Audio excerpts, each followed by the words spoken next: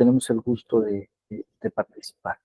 Pues bienvenidos al seminario de epistemología de la educación.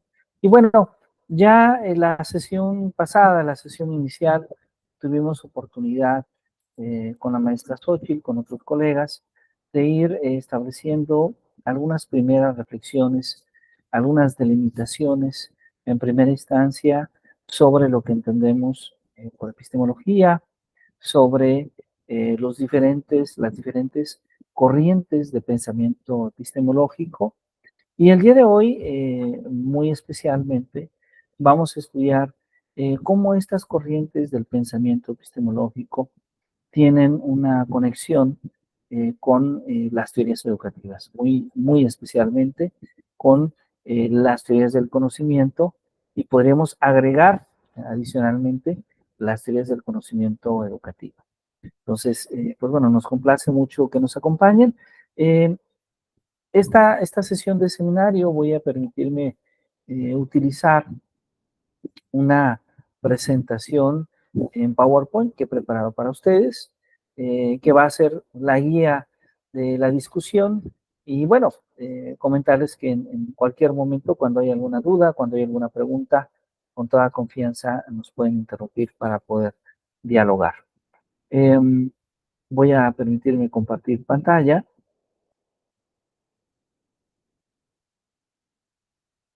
Y les agradezco mucho si me pueden confirmar si esto ya aparece. Ya es visible, doctor. Muy bien, muchísimas gracias, ya es visible. Entonces, la sesión anterior estuvimos hablando de las distintas corrientes epistemológicas. El día de hoy nos toca hablar un poquito, yo diría como de dos momentos importantes, de algunos avances recientes en el campo de la epistemología y de la conexión que tiene este campo de la epistemología con la educación. Porque hablábamos la sesión pasada que finalmente la epistemología como campo de conocimiento es sumamente amplia. Y no siempre, no toda la epistemología, digamos, está directamente conectada con las teorías educativas. Inclusive, hay una parte de la epistemología que tiene un corte más de conocimiento científico. Recordemos que podemos entender la epistemología como una teoría del conocimiento, como las teorías del conocimiento, y la ciencia o el conocimiento científico es un cierto tipo de conocimiento. En consecuencia, la ciencia es cierto tipo de epistemología, pero la epistemología puede ser mucho más amplia, porque en lo general la epistemología también puede incluir nuestras creencias, la epistemología puede incluir otras corrientes del pensamiento que en muchas ocasiones pueden inclusive alejarse del conocimiento científico. Entonces, voy a platicarles el día de hoy esta parte que tiene que ver con las conexiones que se dan de manera natural entre la lógica, entre el conocimiento y las creencias. Parte de la discusión que ahora me permito platicar con ustedes aparece en un texto que publiqué hace poco tiempo, hace algunos años. Creo que aparecía por acá atrás. Bien, este texto que se llama Epistemología, Conocimiento, Creencias.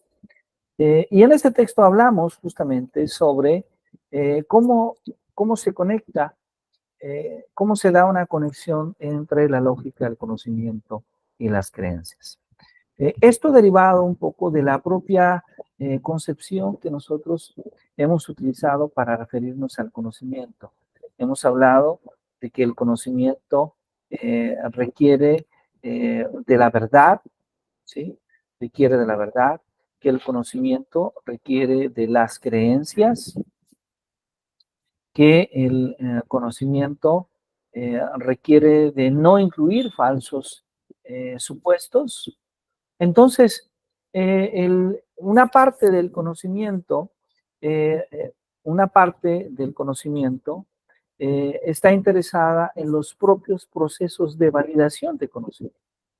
Y ahí, en los procesos de validación, en los procesos de justificación, es justo donde se construye, donde aparece la lógica. Es decir, la lógica aparece en esta conexión natural que se da entre los conceptos de conocimiento y los procesos que tenemos para validar, para reconocer que algo es conocimiento. Max Freo es un filósofo lógico costarricense que hace algunos años escribió un artículo tratando de unificar, tratando de explicar cómo se da esta conexión con cierta profundidad. Y para ello, él nos habla que entonces la relación que se presentan entre los conceptos de y creencia es necesario definir aquello que se conoce o que se cree. Y a esto Max Freo le llama justamente agente. Es decir, el agente es aquello que se conoce o se cree.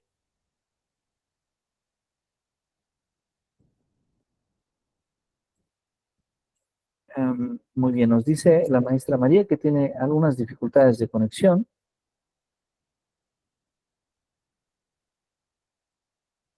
A ver. Un momento, por favor, nos dice que está intentando ingresar a la sesión, pero que tiene alguna dificultad. Vamos a ver si podemos apoyarle para que pueda ingresar justamente a la sesión.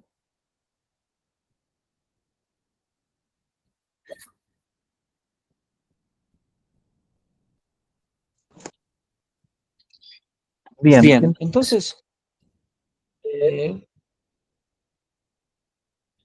como comentaba,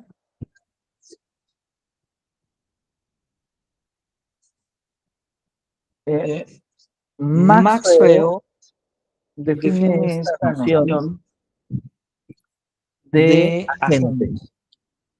¿Qué es un agente?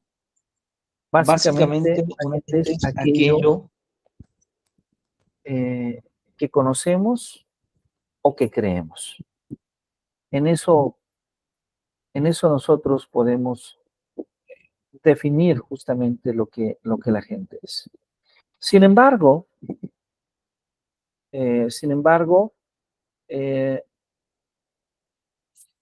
esta definición nosotros justamente la podemos tratar definiendo dos operadores, ¿sí? ¿Cuáles son estos dos operadores? Un operador que nos dice que A sabe que B y otro operador que nos dice A cree que B. ¿Sí? Ahí tenemos dos operadores. Estas dos operadores son básicamente operaciones que podemos definir, bienvenida maestra María, entre individuos y entre nombres de oraciones. Es decir, si S es una oración, vamos a designar el nombre de la oración S. Y con estos elementos tan básicos, nosotros podemos constituir todo un sistema de creencias, ¿sí? No vamos a entrar en demasiados detalles, ya que no es justamente el objetivo de este seminario, no es un seminario de lógica, pero sí me interesa mostrar la idea de que tanto las creencias como los conocimientos se pueden estructurar de una forma deductiva y pueden formar, como aquí aparece, un sistema lógico. Esto es sumamente importante porque lo que hace el filósofo de las creencias, el filósofo de la ciencia o el lógico interesado en la epistemología es tratar de construir sistemas que nos permitan identificar cuáles son las consecuencias lógicas de conocer. Y esto lo han hecho muchos autores, eh, particularmente dos autores que tienen un impacto universal, es Jaco Hintika, quien aparece en esta imagen al centro, con su teoría sobre el conocimiento y qué conocemos.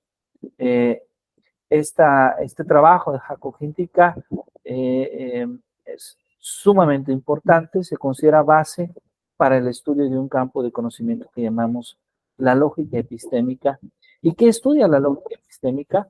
Pues estudia justamente la consistencia, la completud entre lo que creemos y lo que conocemos.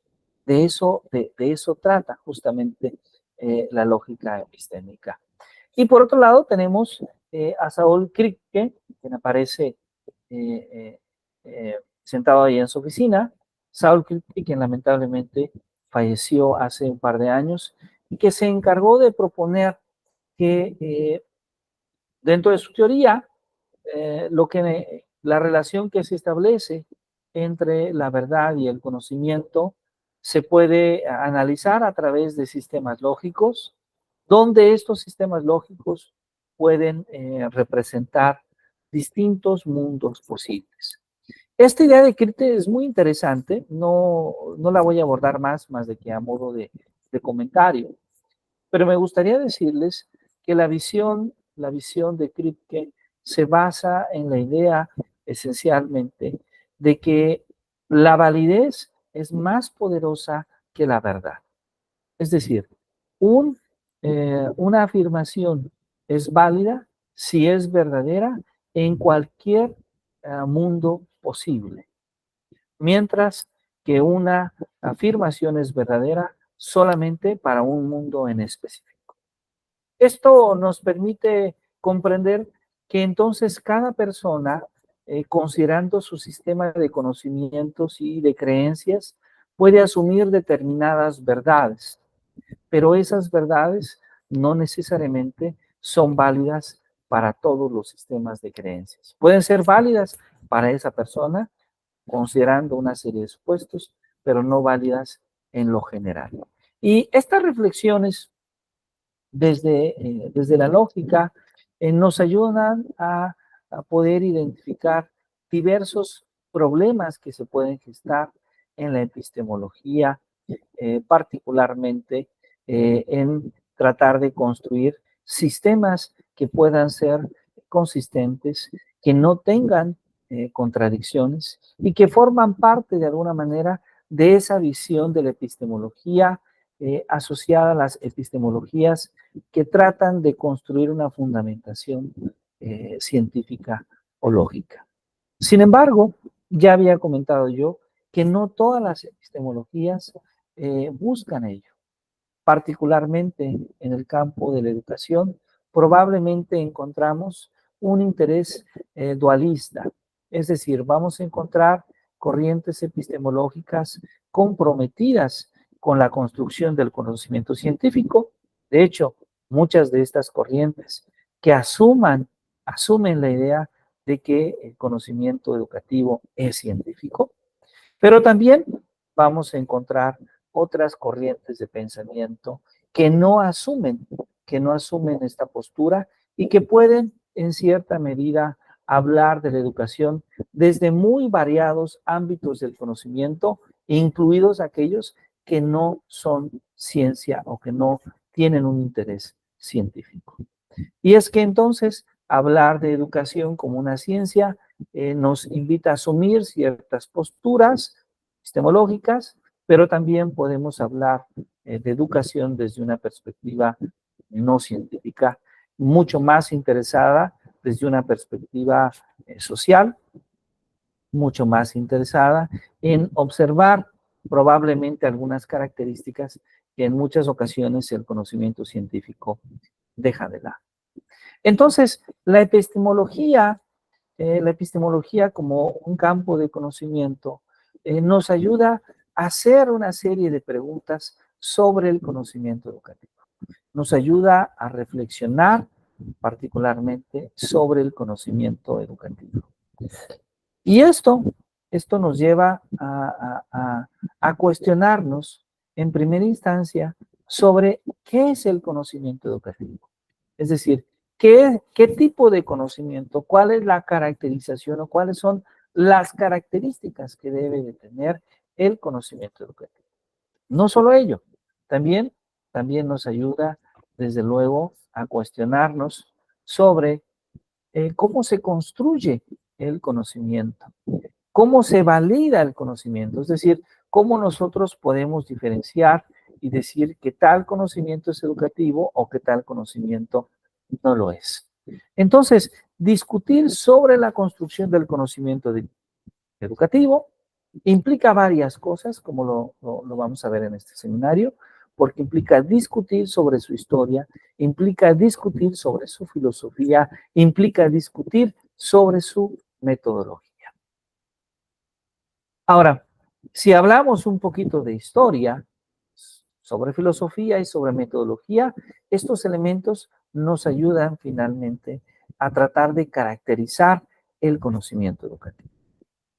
A lo largo de la historia podemos recordar que los primeros modelos de enseñanza justo tienen sus inicios en las investigaciones antiguas. Si recordamos las primeras civilizaciones como Egipto, Mesopotamia, Mesoamérica, Fenicia, la India, China, Grecia, el Islam, de ahí surgen las primeras nociones que conocemos en la actualidad de conocimiento. Ellos son los primeros que tienen una primera perspectiva, una primera conceptualización de lo que van a asumir por conocimiento. Sin embargo, muchas de estas conceptualizaciones perduran y siguen estando vigentes en la actualidad. Es así como hablar, por ejemplo, de la mayéutica de Sócrates sigue estando vigente, porque Sócrates, aún con el paso del tiempo, sigue siendo un autor relevante en el campo de la epistemología.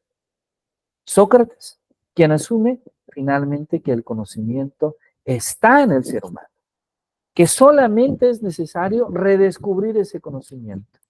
Y probablemente alguien le pregunta a Sócrates, bueno, ¿y cómo podemos redescubrir ese conocimiento? Pues bueno, mediante preguntas adecuadas. Entonces, la labor del maestro es seleccionar y hacer las preguntas adecuadas. Y buscar que mediante las respuestas sean los alumnos quienes van construyendo su propio pensamiento. Esa es la mirada justamente de Sócrates. Ahora, no es Sócrates el único que logra hacer una reflexión sobre el conocimiento. También aparece Platón. Platón, quien asume que el conocimiento se construye mediante el diálogo, mediante la conversación argumentada, ¿sí? Y para Platón, el conocimiento es una creencia fundada, es decir, es una creencia con fundamento, mientras que la episteme es el conocimiento verdadero. Las imágenes, las sensaciones representan el nivel más bajo de conocimiento. Esa es la idea que tiene Platón. Pero por otro lado está Aristóteles.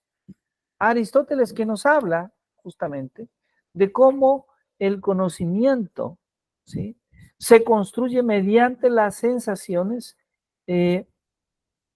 mediante esa interacción que tiene el ser humano con el medio exterior. Los sentidos, entonces, son quienes regulan la interacción del ser humano con el medio. Y esto lo podemos ver vigente en la obra de Aristóteles. Aristóteles, que además fue un gran biólogo, fue un gran lógico, es el padre de la lógica, tanto la lógica clásica como la lógica no clásica. Con él inicia la teoría de la demostración, es uno de los primeros que cuestiona y que pide que se argumente de lo que se habla, pero también él construye la primera teoría del entendimiento, que podríamos en la actualidad definir como una especie de primera teoría del aprendizaje. ¿Qué nos dice Aristóteles? Que el entendimiento se da mediante la interacción del ser humano con el medio ambiente. Bueno, entonces, Vamos a comenzar hablando de estos tres autores. Vamos a tratar de, eh, de alguna manera, caracterizar estas tres distintas formas de pensar, por un lado, en Sócrates, por otro lado, en Platón, por otro lado, en Aristóteles. Entonces, voy a dejar de compartir pantalla un momento y me gustaría, si ustedes me permiten, pedirles a todos ustedes amablemente allá en casa, podemos trabajar un poquito, tal vez en la computadora, tal vez en el teléfono, tal vez en nuestro cuaderno, y podemos hacer un pequeño cuadro. Podemos aprovechar que tenemos la posibilidad de indagar a través de los medios digitales, tal vez a través de un libro, probablemente tengamos algún libro de filosofía, algún libro de historia, algún libro hasta de epistemología en casa, y si no lo tenemos, podemos indagar a través de Google, a través de algún servidor, a través de algún buscador, y tal vez podamos preguntar ahí en el buscador qué es lo que puede caracterizar estas tres formas de pensar sobre el conocimiento. La primera de ellas es la mayéutica socrática o el pensamiento en Sócrates.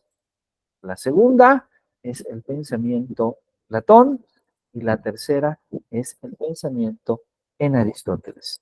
Y bueno, hoy estamos la mitad del grupo, nos faltan tres compañeros, pero ya tenemos a tres colegas que nos acompañan y son justamente tres personajes.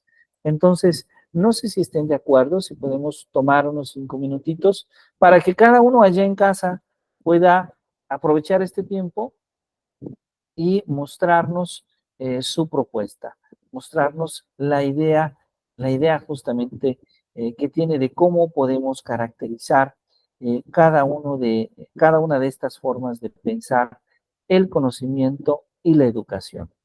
¿Les parece bien entonces? Maestra Xochitl, a quién le gustaría investigar? ¿A Sócrates, a Platón o a Aristóteles? Sócrates para que sea el primero. Sócrates para que sea el primero. Maestra María, ¿quién le gustaría investigar? Sócrates, no, Sócrates ya está. ¿Platón o Aristóteles?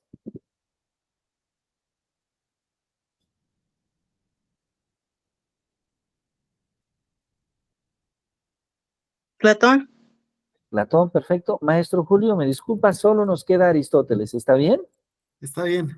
Muy bien, entonces vamos a hacer la siguiente actividad. Si nos es posible, si estamos en una computadora, vamos a tratar de hacer una lámina de PowerPoint, si es posible, o puede ser una hoja de Word. eh, y vamos a escribir ahí cuáles son las características principales del pensamiento educativo, del conocimiento y del pensamiento educativo en estos tres grandes maestros de la filosofía en la antigüedad, en Sócrates, en Platón y en Aristóteles. Vamos a dar 5 minutos para que todos podamos hacer esta actividad en casa. Adelante, por favor.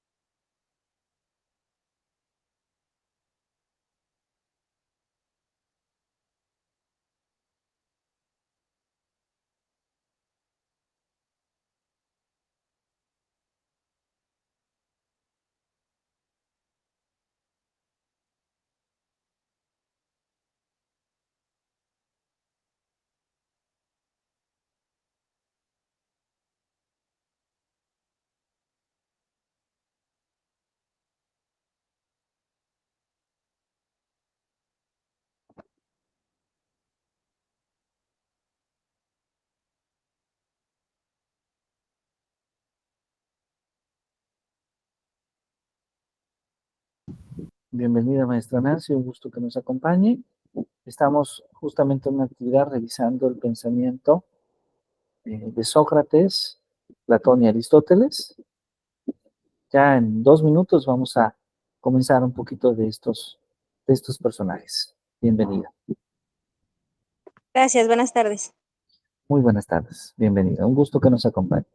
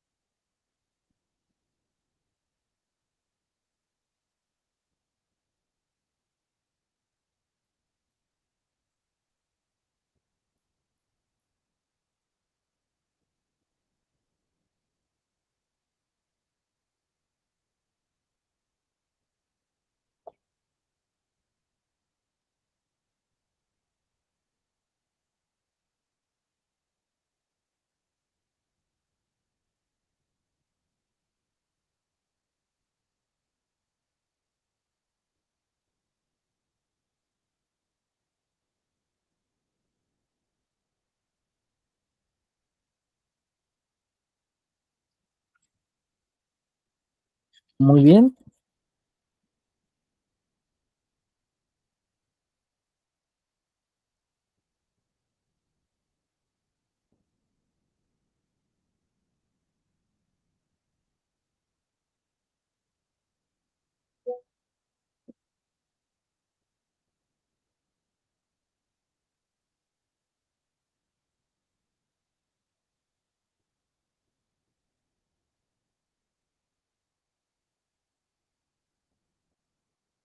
Muy bien. Bueno, si les parece, si están ustedes de acuerdo, vamos a comenzar justamente.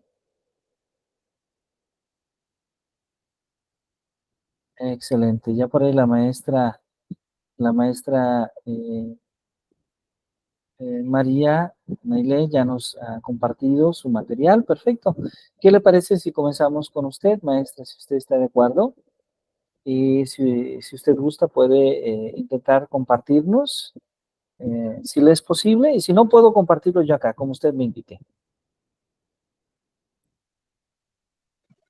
Sí, mejor usted no puedo, yo lo intenté.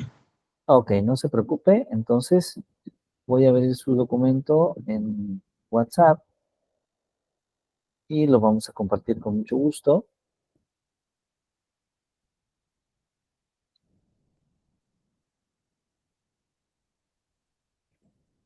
A ver, entonces,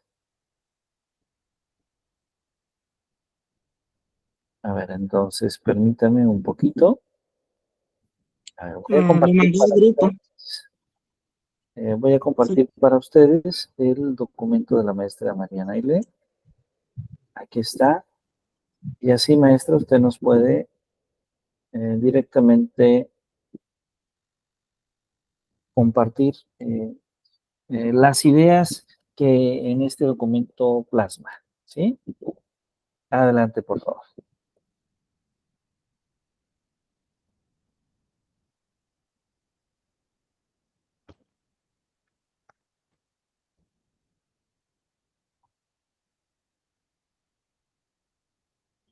Sí. ¿Mm? No lo escucha, ahí está. Que Ahora Platón sí. y la educación se da por medio del diálogo. Y propone demostrar que a través de esto formativo y que se ejerce y se construye a través de la comunicación, de la conversación realizada con la participación de otros sujetos. El diálogo es esencial para el aprendizaje de la filosofía, no por lo pedagógico, sino por la auténtica paideia que la filosofía supone. No es una actividad solitaria, sino requiere precisamente del diálogo, porque es formativo y es el intercambio de ideas, ¿no? Entonces es un aprendizaje continuo, de acuerdo a lo que se investigó. Muy bien, muchísimas gracias, muchas gracias, maestra. Es decir, nos hace recordar esta visión del diálogo, que además hay una obra muy interesante, Diálogos, ¿verdad? De Platón, donde el diálogo se convierte justamente en ese medio para desarrollar el aprendizaje en una paideia, ¿verdad? El diálogo, en este caso, entendido como la base de un proceso formativo en el cual se va construyendo el conocimiento, en la cual de alguna manera se va también dejando la construcción del aprendizaje. ¿Sí? Muy bien, muy bien. Ahí aparece entonces de manera clara esta visión de Platón de la dialéctica. Muchas gracias, maestra. Muchas gracias, le agradezco esta presentación. Y bueno, no sé si la maestra Xochitl, si gusta compartirnos, adelante, por favor. Sí, doctor, enseguida. Muchas gracias. Si tiene alguna dificultad, puede enviarme el archivo y con mucho gusto podemos presentarlo acá.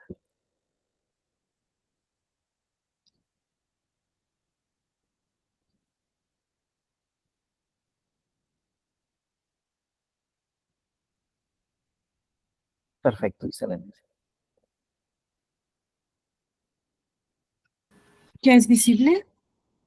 Ya es visible, maestra. Adelante, claro que sí.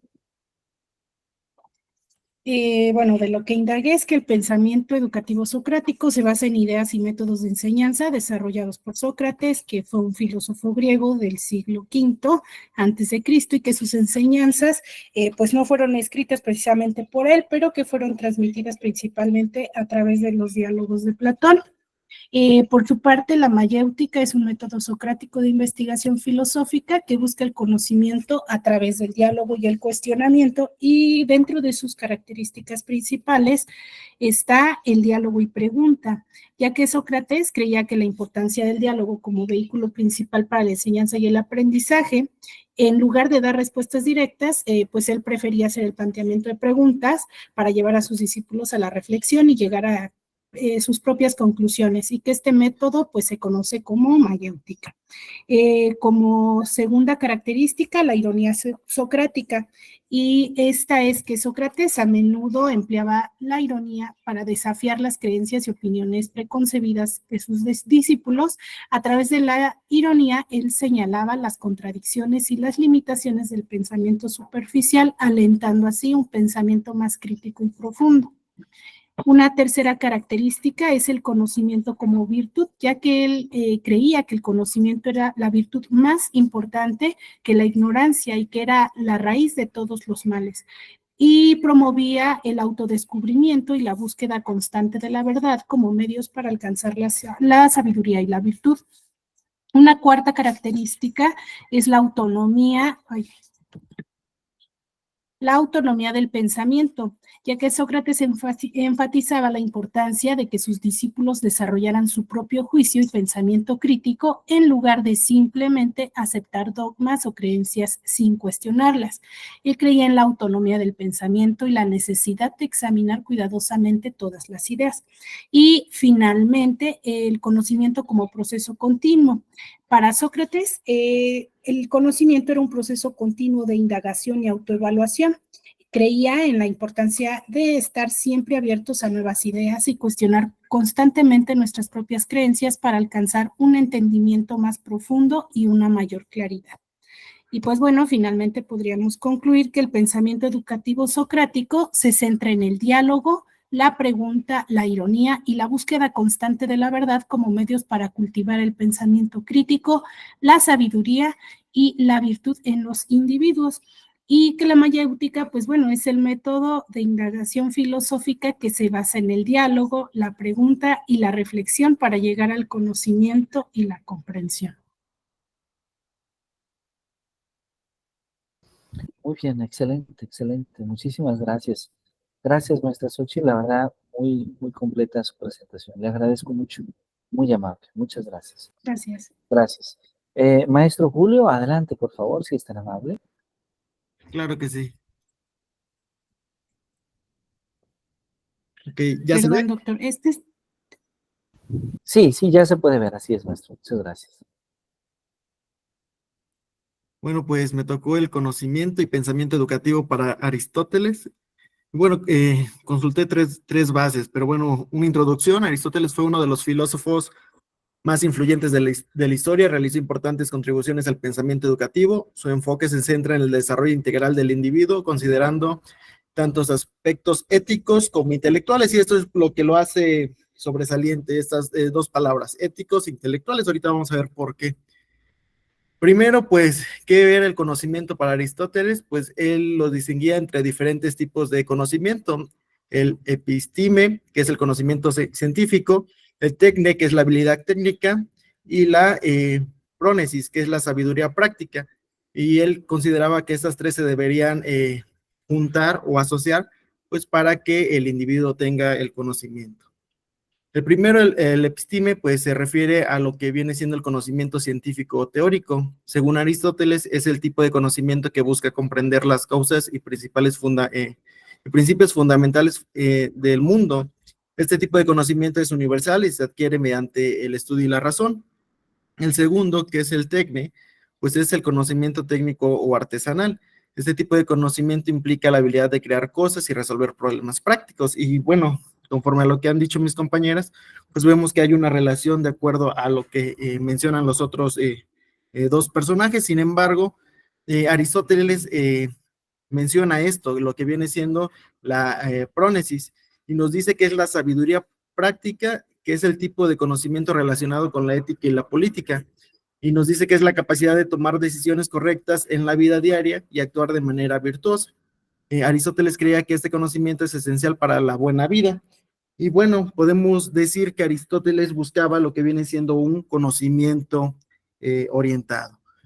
¿Cuál es la importancia de la educación? Pues que veía la educación como un proceso de formación integral que abarca el desarrollo moral, intelectual, físico del individuo. Consideraba que la educación debe de estar orientada en la formación de ciudadanos virtuosos y capaces de contribuir en el bienestar de la polis. En conclusión, pues así como se observa y lo pequeño que he investigado, pues sigue siendo relevante hoy en día. Lo podemos contrarrestar con otras teorías, como viene siendo la sociedad del conocimiento, en donde es muy parecido el enfoque que él maneja. Su enfoque en el desarrollo integral y en la formación de ciudadanos virtuosos ofrece valiosas lecciones para la educación contemporánea. Al comprender y aplicar sus ideas, podemos promover una educación más holística y significativa, es decir, que no solamente sea aprender por aprender, sino que el aprendizaje o el conocimiento sea aplicado de forma virtuosa y no solamente una fracción de ella. Y eso sería todo. Excelente, muy bien. Muchas gracias, maestro Julio. Muy, muy, muy bien. Esta presentación creo que es breve, pero nos da la idea, las ideas esenciales justamente de la obra de Aristóteles. Y bueno, coincido con usted en una frase que tomó, y creo que la podemos tomar para estos tres grandes autores, que su pensamiento es a la vez sí antiguo, pero a la vez sigue estando presente. Seguimos utilizando el diálogo para hablar de la construcción del conocimiento. Seguimos considerando que gran parte del conocimiento que conocemos se da por las experiencias, por la interacción que tenemos a través de los sentidos con el mundo natural. Seguimos asumiendo la idea de que la pregunta, la respuesta, es un medio sumamente útil para fomentar el aprendizaje de nuestros estudiantes. Entonces, a pesar de que estamos hablando de tres grandes filósofos que fueron algunos de los filósofos que al inicio de la civilización se cuestionaron sobre el conocimiento, pues es antiguo, pero a la vez podría ser sin problema alguno contemporáneo. ¿Sí? Muchas gracias, maestro Julio, maestra Xochitl, maestra María, por compartirnos. Y no se preocupe, maestra Nancy, que siguen más actividades y seguramente ahí vamos a invitarle a que también nos comparta sobre alguna reflexión o algún otro autor. Voy a regresar un poquito a nuestra presentación. Voy a apagar un poquito mi cámara por el tema de la conectividad. Regreso acá y me permito compartir a ustedes las diapositivas de nuestra lectura del día de hoy y a ver si ahí ya se puede ver. Entonces, hace un momento estábamos hablando de estas primeras tres perspectivas sobre, con relación a la educación. Hablábamos de Sócrates, hablábamos de Platón, hablábamos de Aristóteles, y es curioso cómo se va formando esta escuela de filosofía griega tan importante, porque ya no lo había comentado la maestra Xochitl, el papel que juega Platón con Sócrates, como un escritor del pensamiento de Sócrates y como gran difusor de la obra de Sócrates, ¿sí? El caso de Aristóteles va a ser un poco distinto, porque Aristóteles tuvo una perspectiva más original y más propia probablemente que sus dos antecesores, y no más original en el sentido de que sea más original la obra, sino en el sentido en que no sigue cabalmente la misma corriente de pensamiento, sino que establece una propia.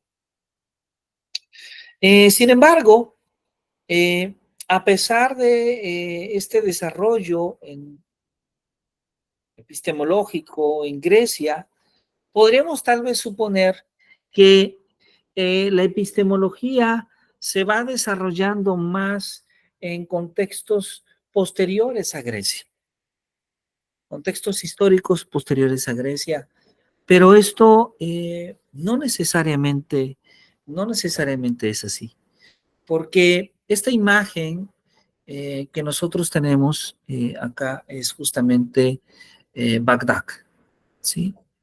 Esta imagen es Bagdad. Eh, una época, voy a referirme, en la que la filosofía, la religión la magia, la superstición y la ciencia empiezan unificadas. Entonces, llega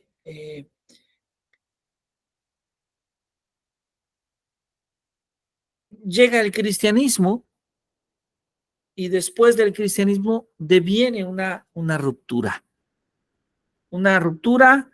que se da en el siglo V, en la cual San Agustín, ampliamente conocido en la Iglesia Católica por su teología,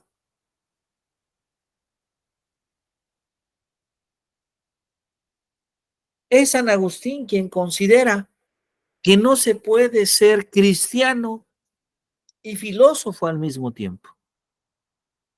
La consecuencia de esto es que la academia griega se cierra, ya que se considera que en la academia se hacían enseñanzas paganas. En cierto sentido, por ser opuestas, por ser cuestionadoras, por ser críticas. Y durante más de 6 siglos no hay filosofía. No filosofía en el sentido de poder crear un pensamiento de corte científico. La filosofía entonces no es considerada conocimiento.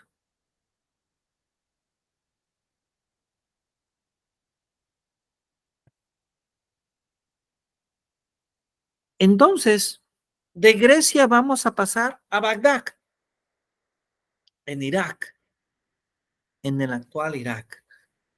Una zona que si revisamos los medios de comunicación contemporáneos, nos hace pensar en un estado que sufre constantemente de violencia, en un estado que sufre de cierta intolerancia cultural y religiosa, pero que hace muchos siglos atrás, era el centro de conocimiento, era el centro de convivencia. Sí, ahí en Bagdad era el centro de convivencia entre los cristianos, entre los judíos, los árabes, los musulmanes, y ahí se tradujeron algunas de las obras de la filosofía griega, pero también ahí mismo se hicieron nuevas reflexiones. Es Bagdad, entonces, en esta época, el centro del mundo cultural. Por otro lado, podemos decir que la teología no logra contener la expansión del conocimiento que se va difundiendo desde Bagdad hasta Córdoba, España. Y entonces empieza a surgir un renacimiento epistemológico. No es posible ya mantener esa dominación teológica. Es así como en la propia iglesia surgen nuevas perspectivas epistemológicas, mucho más tolerantes que aquella que había manifestado San Agustín. Nos estamos refiriendo a la visión de Tomás de Aquino. Tomás de Aquino, que admite que el hombre puede llegar a las verdades a través de la observación y la experimentación. Tomás de Aquino en Confesiones, su obra, Confesiones de San Agustín, ¿sí?, afirma: no salgas de ti, en el interior del hombre reside la verdad. Entonces, a lo largo de su obra podemos encontrar ese diálogo entre sí, con Dios y con los hombres. De su filosofía, la filosofía unida a su teología, pero también a la psicología, a la moral y sus polémicas. Siempre podemos identificar en su obra un constante anhelo sobre la verdad, sobre el conocimiento y sobre la fe.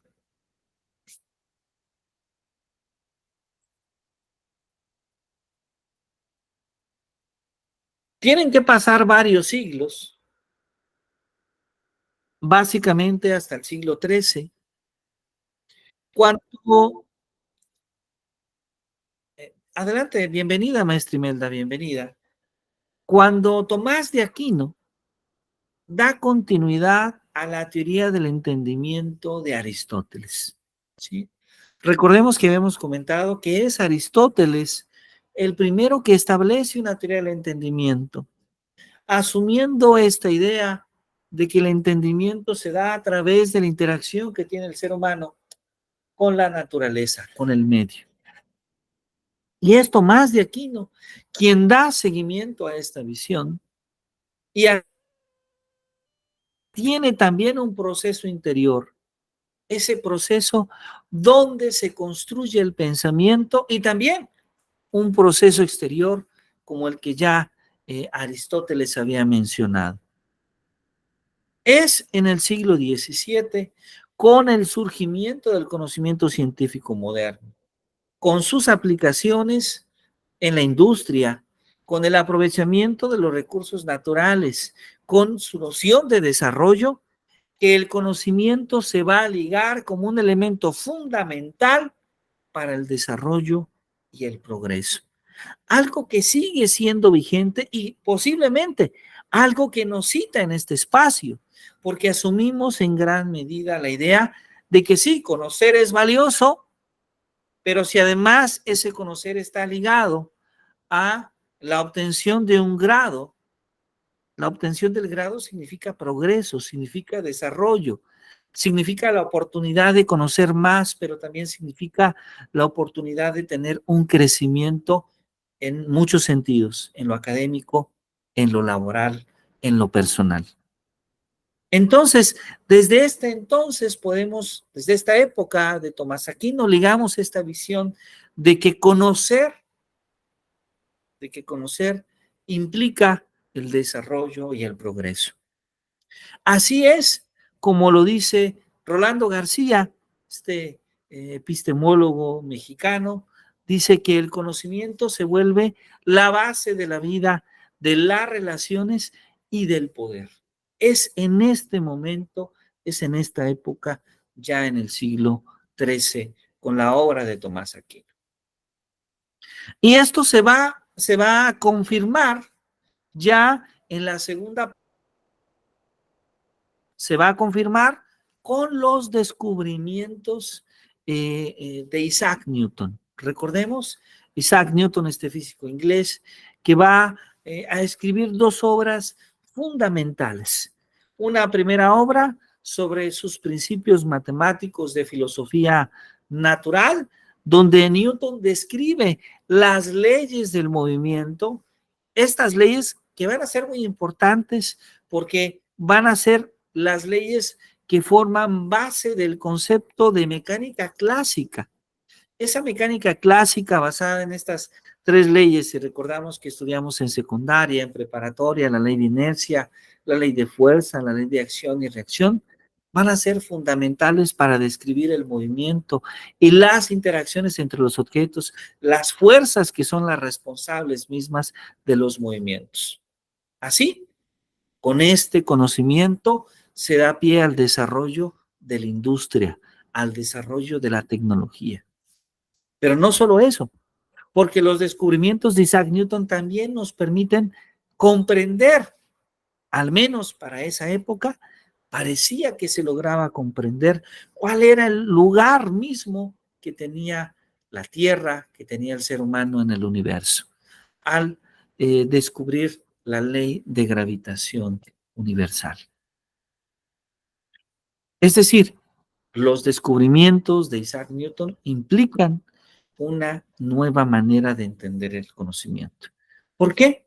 Porque de ellos deviene la noción de ley natural, de ley que proviene de la naturaleza.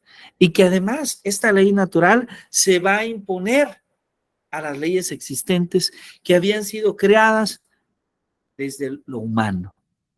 Es decir, antes del trabajo de Newton se hablaba de leyes morales, se hablaba de leyes jurídicas, pero con Newton se habla de leyes naturales, de leyes que tienen la capacidad de regir, de describir los fenómenos naturales.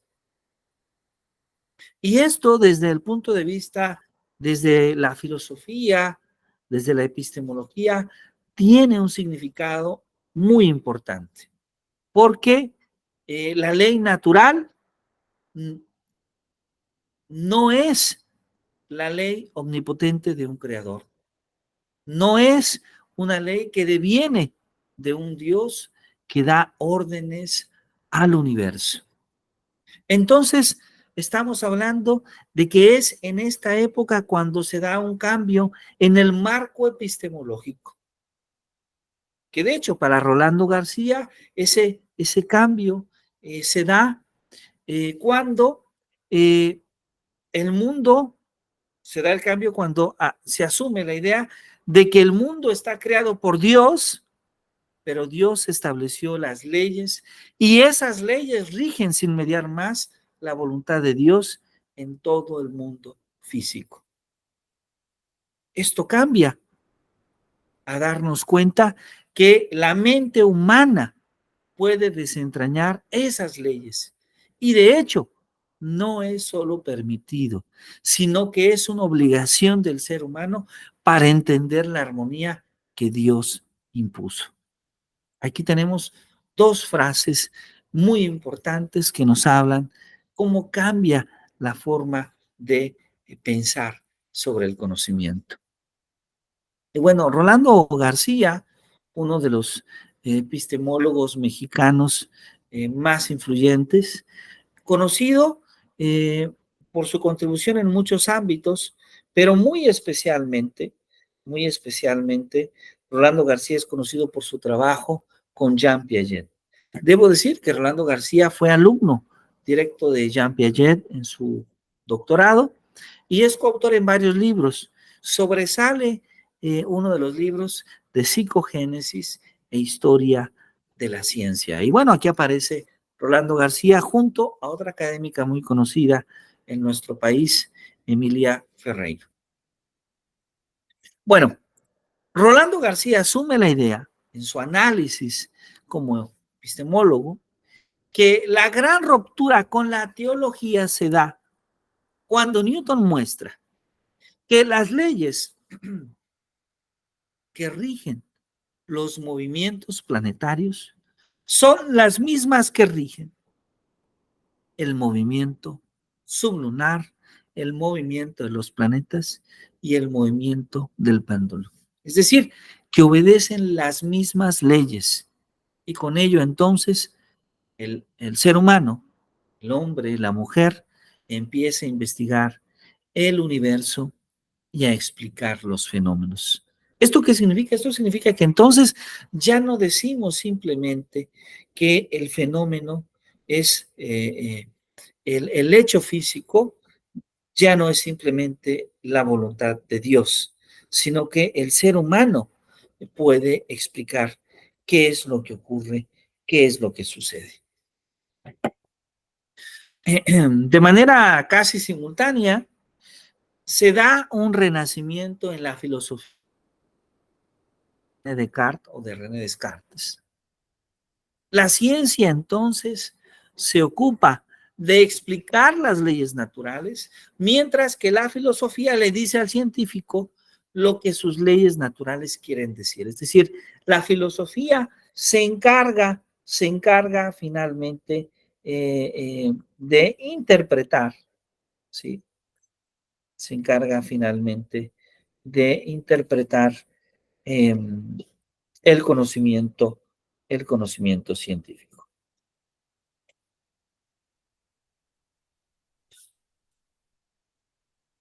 Y bueno, en este en esta perspectiva, es importante la postura de Augusto Comte, ¿sí? Cuando hace referencia a la filosofía positiva. De hecho, de este término de filosofía positiva, constantemente hacemos referencias a lo positivo. Pero podríamos preguntarnos, ¿a qué nos referimos con lo positivo? Es decir, ¿qué es lo positivo? ¿O a qué se refiere Comte? Bueno, pues Comte propone la ley de los 3 estados. Y ahí afirma que la humanidad, a lo largo de su historia, pasa por 3 estados teóricos o mentales distintos. El primer estado es un estado teológico o ficticio. El segundo es el estado metafísico o abstracto y finalmente llega al estado científico o positivo. Ya ahí creo que estoy explicando a qué nos referimos con positivo o positivismo.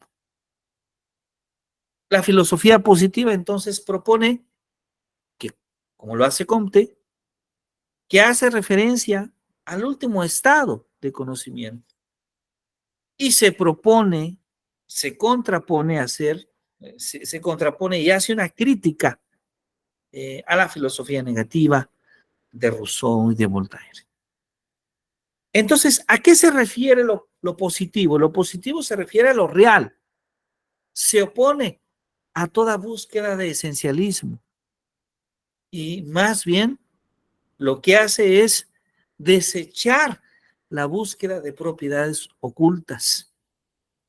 Estas propiedades que para Comte son las que caracterizan al primer y segundo estado. Recordemos el primer estado, que es el estado teológico ficticio, y el segundo estado, que es el estado metafísico o abstracto. La teoría de Comte deja de lado las teorías abstractas. Inclusive, incluye teorías que en su época eran ampliamente conocidas como el fenomenalismo de Immanuel Kant, porque considera que éste tiene naturaleza metafísica. El trabajo de Newton es justamente uno de los ejemplos más sobresalientes de esta visión del método hipotético deductivo, de esta visión del conocimiento científico. Y para muchos filósofos encontramos justamente en Newton, ¿sí? En Newton encontramos la primer perspectiva científica, la primer construcción de un conocimiento científico un poco parecido a la concepción en la que tenemos en los tiempos contemporáneos. Por otro lado, Kant y Hume, empiristas, Kant va a elaborar el sistema filosófico que plantea el conocimiento y la relación que éste tiene con el sujeto y con el objeto. Ese objeto, que es lo que buscamos analizar, observar en el sujeto. Kant explica la ciencia, desarrolla soluciones a los problemas filosóficos más importantes en el siglo XVII y XVIII. Y se preocupa por reconstruir la metafísica como una ciencia. Se hace preguntas importantes sobre qué puedo saber, qué debo saber y qué me está permitido esperar. De tal manera que la obra de Kant tiene un impacto en la metafísica, en la ética y en la religión. Por otro lado, en las matemáticas también se dan cambios en el conocimiento. Y uno de los cambios más importantes que tenemos se da en el caso de la geometría. La geometría en el cual, si seguimos la tradición griega, esta tradición clásica, La geometría es euclidiana. El espacio es euclidiano. El espacio de la geometría euclidiana es el plano. Pero nos damos cuenta que si nosotros asumimos la geometría, que existe el paralelismo entre dos líneas rectas. Esto que aparece justamente en el quinto postulado de Euclides. Dada una recta, existe un punto en el espacio por el que pasa esa recta y es paralela a la primera. Sin embargo, cuando nosotros extendemos esta visión, cuando nosotros asumimos la posibilidad de que podamos fijar un punto y que en ese punto puedan convergir o puedan converger una infinidad de rectas, estamos hablando del punto al infinito, ese punto al infinito que se utiliza en la arquitectura, que se utiliza en la pintura y que va a centrar las bases de la geometría proyectiva. Ahí nos damos cuenta que este cambio en el quinto postulado nos genera un espacio distinto al espacio que describe Euclides. Y podemos ver que esto ocurre no solamente en el caso de la geometría proyectiva, sino en otros casos, como el caso de la geometría esférica, el caso de la geometría hiperbólica, el caso de la geometría elíptica y otras más. Entonces nos damos cuenta que no comprendíamos el espacio, que creíamos que entendíamos el espacio, pero que en realidad solamente estábamos hablando de un cierto tipo de espacio cuando hay otros tipos de espacios. Esto hace ver que entonces muchas de las soluciones, muchos de los saberes que conocíamos, en realidad no los conocíamos. Este fenómeno va a cuestionar, va a generar diversas crisis en distintos campos de conocimiento. Lo genera en la geometría con el surgimiento de las nuevas geometrías. Lo genera en la lógica con el surgimiento de las lógicas no clásicas. Lo genera en la física con el surgimiento, siglos después, de la relatividad, de la mecánica cuántica. Lo genera a través de un auge que va a tener la filosofía especulativa. Entonces, esta filosofía especulativa, esta filosofía que busca cuestionar y que tal vez en cierta medida posee algunas características de esta epistemología escéptica, el cuestionar las razones, va a ser fundamental porque sí, va a provocar crisis en diversos campos de conocimiento, pero va a abrir nuevas posibilidades de explorar el conocimiento. El primer ejemplo que hemos mostrado en esta sesión es la exploración del espacio. Pero así como hablamos de la exploración del espacio, podríamos también hablar de la exploración, por ejemplo, de la razón, de la verdad. Cuando en la lógica clásica nos basamos en la idea de que cualquier afirmación o es verdadera o es falsa. Pero después nos damos cuenta que esta conceptualización de la verdad no es suficiente para explicar el razonamiento, el juicio. Porque en la vida real, las proposiciones no solamente pueden ser verdaderas o falsas. Surgen varios modelos, como la lógica difusa, donde el valor de verdad de una proposición depende de la probabilidad de ocurrencia del mismo. Y entonces, no tenemos verdad y falsedad. Lo que tenemos es que en algunas ocasiones es más probable que algo sea verdadero y en otras ocasiones es más posible que sea falso. Porque en algunas ocasiones es más probable que un hecho ocurra como lo describimos o en otras no. O en su caso, otras lógicas como la lógica paraconsistente que inclusive acepta la posibilidad de que la contradicción forme parte del sistema lógico. Algo que en la lógica clásica sería inaceptable. Porque en la lógica clásica no se puede aceptar la verdad de una proposición verdadera y que otra proposición contradiga a la primera, es decir, aceptar P y la negación de P. Pero en la lógica paraconsistente, sí. ¿Y por qué sí en la lógica paraconsistente? Porque la lógica paraconsistente surge del análisis, del razonamiento humano.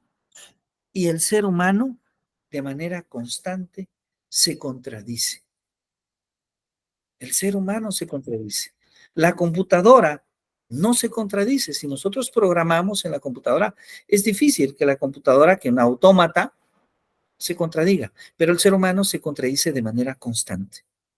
Entonces, la contradicción forma parte del pensamiento humano. Constantemente decimos P y no P a la vez. Entonces, las lógicas clásicas tratan de modelar de mejor forma la realidad existente. La mecánica relativista, la mecánica cuántica, tratan de modelar de mejor forma estas conexiones que hay entre, refiriéndome a la relatividad, entre el espacio, entre el tiempo, entre la velocidad, entre la masa, y refiriéndome a la mecánica cuántica, entre la posibilidad de que ocurra un suceso cuando analizamos sucesos que se dan en partículas con masas sumamente pequeñas, a un nivel atómico. Cuando hablamos, como lo dice la mecánica cuántica, de que inclusive la propia observación de un fenómeno cuántico puede alterar el mismo fenómeno cuántico. Cuando hablamos de que no es posible conocer la velocidad a la que se mueve una partícula elemental y su propia cantidad de movimiento. De eso trata justamente, de un cambio en la manera de conocer. Entonces, podríamos decir que la discusión sobre la teoría de la ciencia, de esta filosofía especulativa, de esta teoría del conocimiento, utiliza por primera vez el término epistemología en un escrito de Bertrand Russell. Bertrand Russell, un reconocido autor en el ámbito de la literatura y de la lógica, en el ámbito de la filosofía, ganador del premio Nobel, en su obra Fundamentos de Geometría. Y también en la obra titulada Identidad o Realidad a principios de siglo, por Emile Meyerson. Y ahí ellos nos hablan de la epistemología como una teoría de la ciencia, como una teoría del conocimiento científico. Es posiblemente en estas dos obras a principios del siglo pasado donde se utiliza por primera vez el término epistemología para hablar de la epistemología como una teoría del conocimiento científico. Ahora, es importante clarificar aquí dos cosas. La primera es la epistemología como una teoría del conocimiento que es utilizada desde la antigüedad, como ya hemos hablado el día de hoy. Y otra es la epistemología como un campo de conocimiento, inclusive en el ámbito de la investigación. ¿Sí? Ok. Voy a permitirme dejar de compartir acá un momento para ir cerrando con algunas ideas. Y podríamos preguntarnos, ¿qué tanto ha evolucionado en la educación? Ya vimos que la epistemología enfrenta crisis. Lo que el día de hoy me he permitido comentar son algunas crisis que surgen en la ciencia. Pero también en la educación existen crisis sobre cómo entendemos el conocimiento. Pues la respuesta es sí. También en la educación tenemos crisis. Probablemente nuestras crisis no han sido tan populares como las crisis de las que hemos hablado el día de hoy en otros ámbitos de la ciencia, pero también en la educación se han presentado. La educación es uno de los campos de conocimiento que ha evolucionado más en este último siglo. Prácticamente en estos últimos 2 siglos es cuando principalmente ha evolucionado el conocimiento educativo. Antes de estos 2 siglos, inclusive asociábamos la idea de educación hasta con la idea de un arte. El arte de educar. Pero hoy en día tenemos otras miradas, no solamente de ver la educación como un arte, como una visión explícitamente pedagógica, como un campo inclusive de la pedagogía, sino que ahora también podemos hablar de ciencias de la educación, que es un enfoque distinto y es un enfoque que asume la idea de que el conocimiento educativo tiene ciertas características que lo definen y que lo hacen ser científico.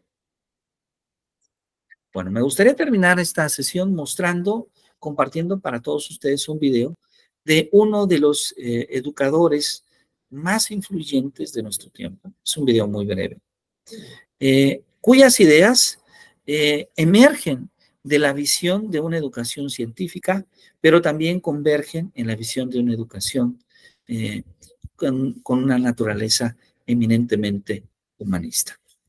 Entonces comparto con ustedes. Voy a apagar un poquito mi cámara y voy a compartir un momento, por favor.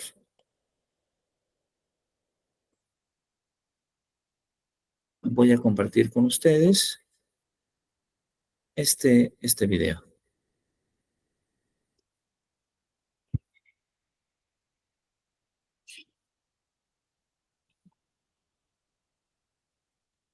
A ver, creo que ya se puede ver. Sí, ¿verdad? Ya se puede ver. Entonces voy a dar play.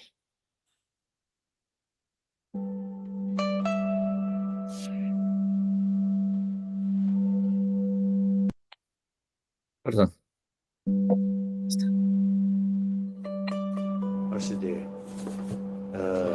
No attachment. Yes. Towards your own scientific field. Exactly.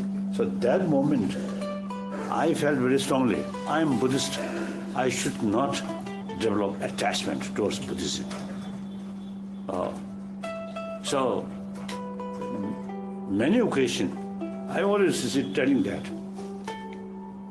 I learned that from one Chilean great scientist. Now, so as far as that sort of advice or suggestion is concerned, I consider you as a guru, teacher, guru.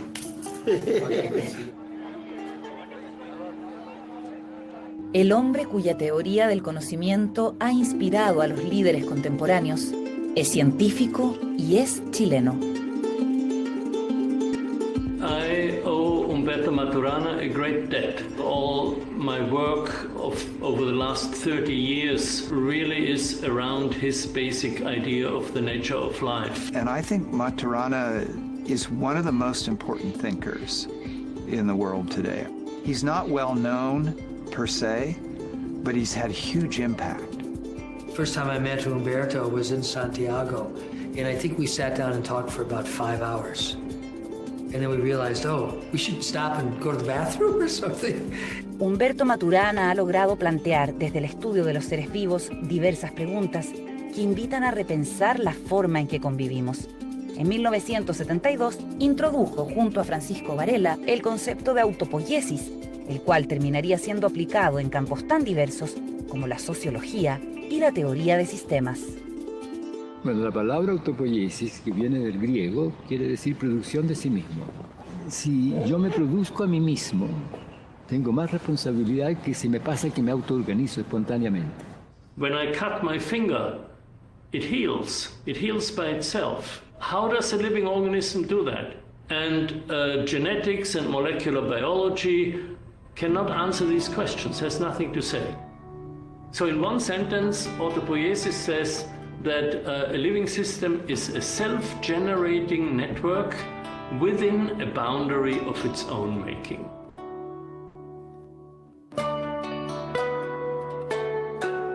La pensée de Umberto Maturana est fondamentale pour aujourd'hui parce que justement, d'une part, elle permet de voir que les choses, même les plus évidentes, ne le sont pas. Maturana, and that was his genius, he very early on in the 1960s asked the question, what is the organization of a living organism?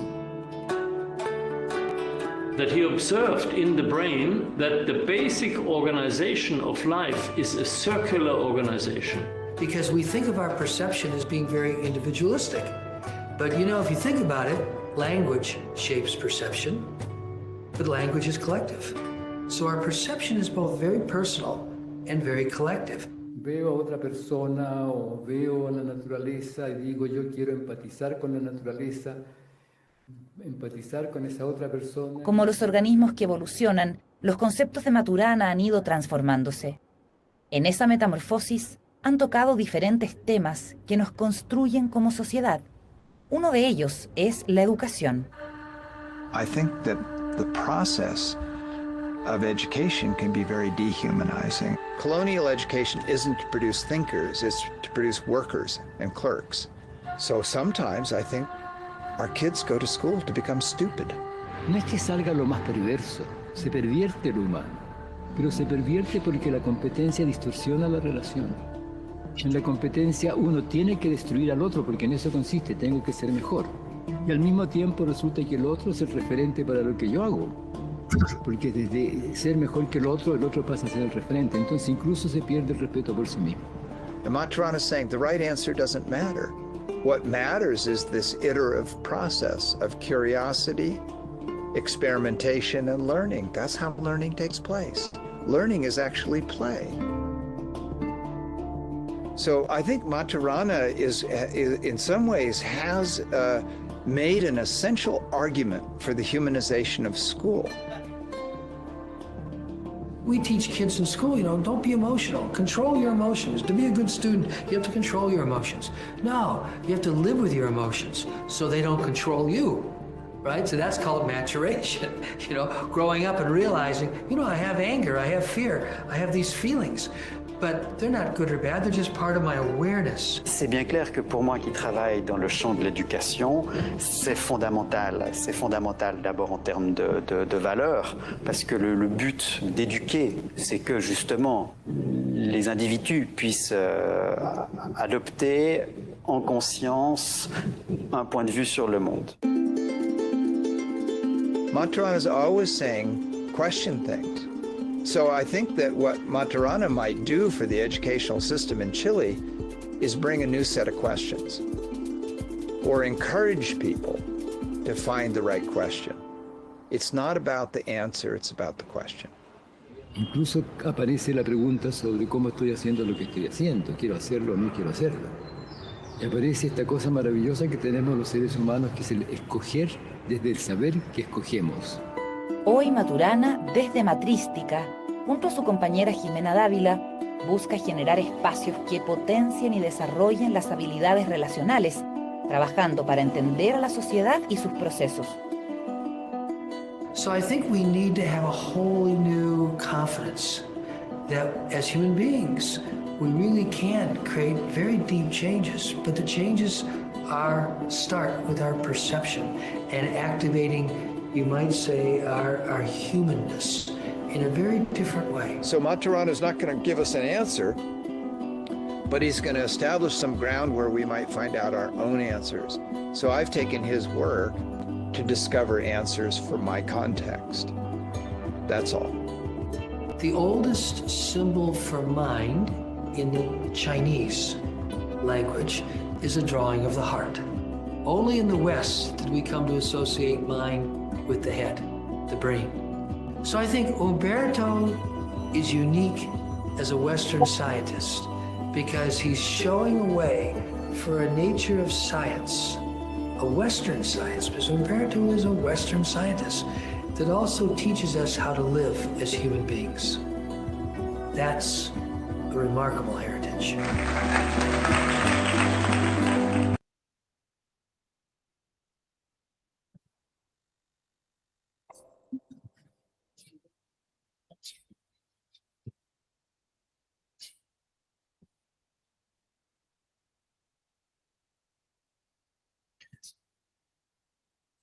Muy bien, muchas gracias. Espero que hayan tenido la oportunidad de apreciar este video. Maestra Xochitl, no se preocupe, acabo de ver su mensaje. Yo les comparto ahora el link para que ustedes puedan revisarlo con mucho gusto.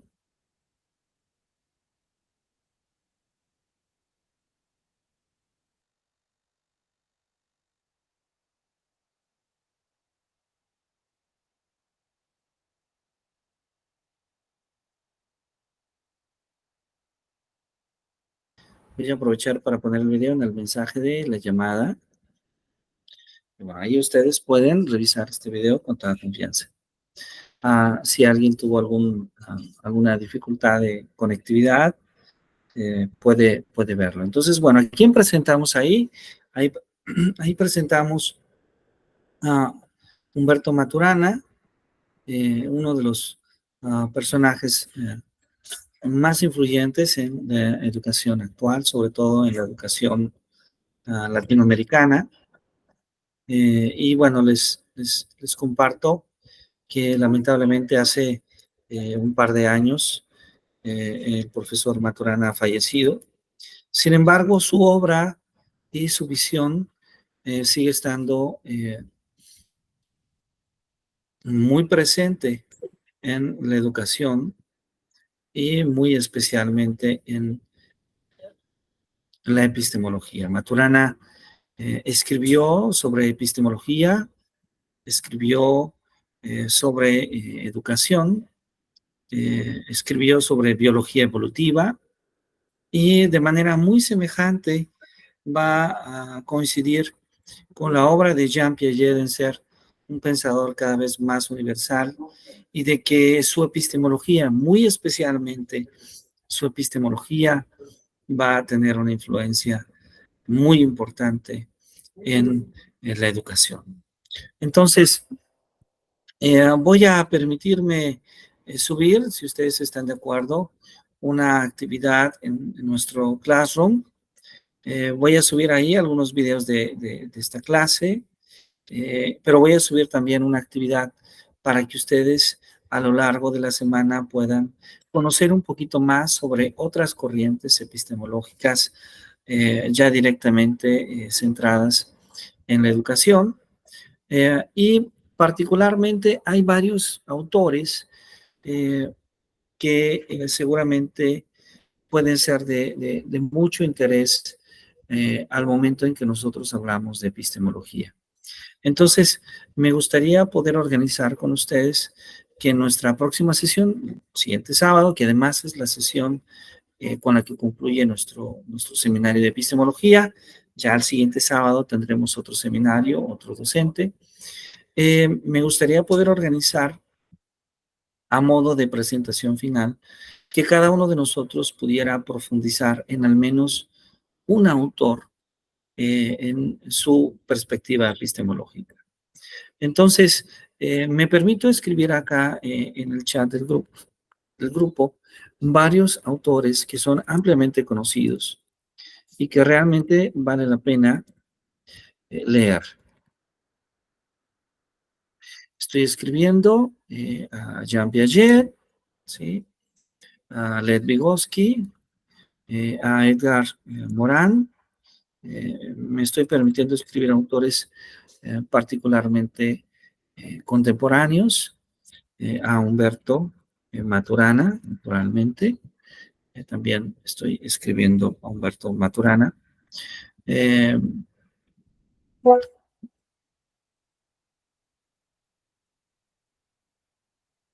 Sí, claro que sí, maestro Julio, no se preocupe, vamos a compartir el link para que todos puedan ingresar a Classroom, con mucho gusto. Entonces, bueno, tenemos acá básicamente a 5 autores, Jean Piaget, Lev Vygotsky, Edgar Morin, Humberto Maturana, ¿sí? Tenemos 4 autores y vamos a agregar una visión más a estos autores, que es Edwin von Bertalanffy.